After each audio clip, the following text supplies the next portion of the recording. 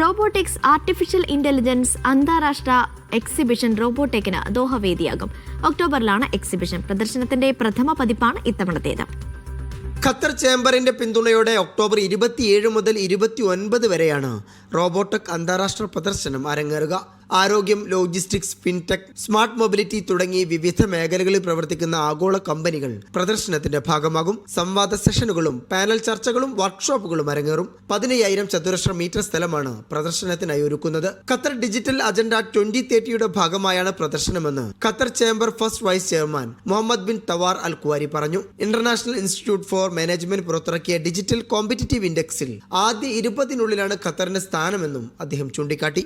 2030 നിർമ്മിത ബുദ്ധിയുടെ ആഗോള വിപണി 826.73 ബില്യൺ US എത്തുമെന്നാണ് പഠനങ്ങൾ. 2020 93.27 ബില്യണിൽ നിന്നാണ് മേഖല ഇത്രയും വളർച്ച കൈവരിക്കുക. Media 1 Doha.